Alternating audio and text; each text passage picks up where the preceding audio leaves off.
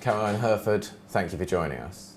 The FAO first raised the alarm for food security in the Horn of Africa in October of last year. Then the short rains failed. Why weren't agencies fully prepared and fully funded? The agencies were not fully funded, but certainly prepared, because we all saw the warning signs and we all sounded the alarm about the situation. The World Food Programme in particular was already based in Somalia in particular, but elsewhere in Ethiopia, in Kenya, Uganda and Djibouti. And I would say that we were very much operational. The problem was the funding, because we expected to receive more funding given the warning signs, but unfortunately this was not forthcoming. And we essentially were present doing our relief operations, which is trying to prevent people from falling over the abyss into what has now been declared famine through a variety of operations such as food for assets, food for livelihoods, and this kind of thing, which is not the blanket feeding that we're now seeing.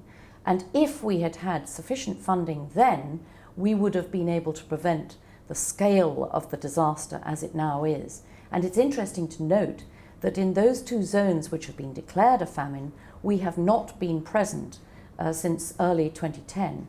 Now that just shows that the other regions which have not yet been declared a famine, but could well be because the situation is worsening, that just shows the effect that we have had. You still have a funding shortfall of some $250 million. Why is that? The shortfall of $250 million is for the 5 countries caught up in this huge drought. And we are essentially going out to our traditional donors and saying, please come back to us with more if they've already given to us, and please give us the money so that we can operate, because we know we can bring in large amounts of food and get it distributed in order to save lives. Do different affected areas face different shortfalls, and why?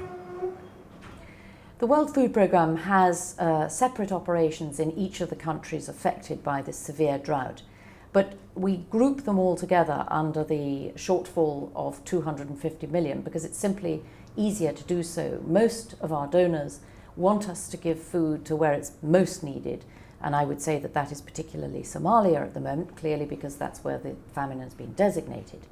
But essentially we have separate country offices in Kenya, Ethiopia, Somalia, Djibouti and Uganda, and therefore each of those operations are run separately necessarily because of the jurisdiction within the countries involved. Are Al-Shabaab and Transitional Federal Government Somalia treated differently? The World Food Programme has to operate separately in the Transitional Federal Government area, which is a small part of Mogadishu, and equally a limited area in Somalia. We are able to operate there, but clearly with security concerns.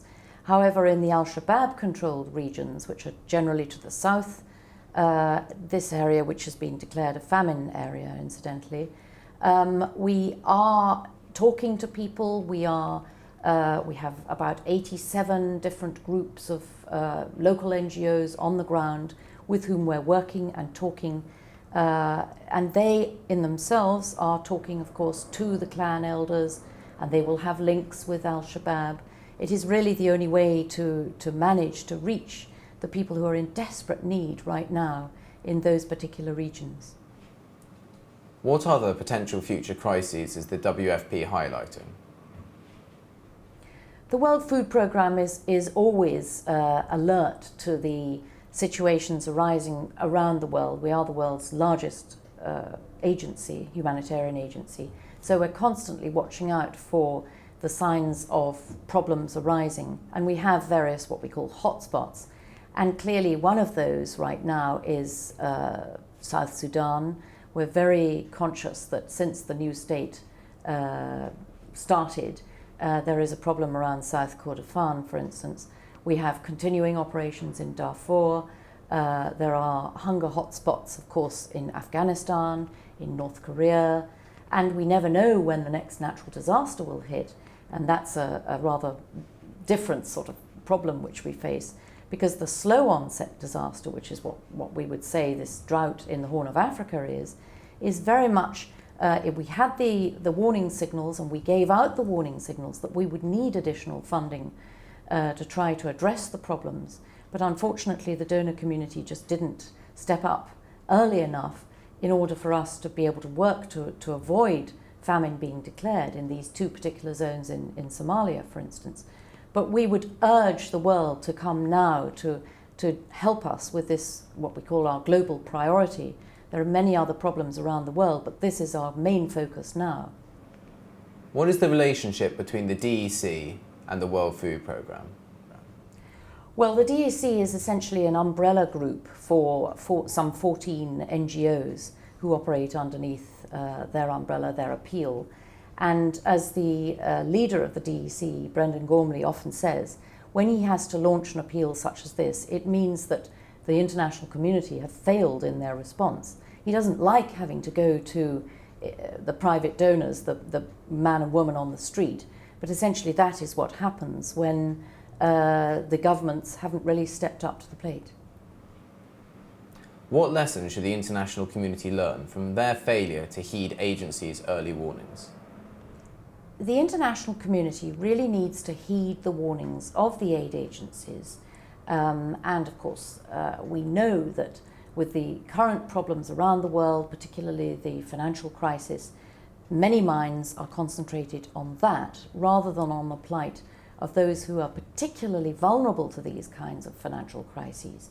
We simply need to get the message out loud and clear, all of us in the humanitarian community, that unless we react and respond quickly when we see things starting to go wrong, in other words, when people are unable to have their animals, they have to sell their tools, their assets, they are really driven over the edge and into famine too soon, too quickly. But if particularly our preventive efforts are funded sufficiently in advance, we can stop that from happening. We simply need to encourage improved agricultural systems.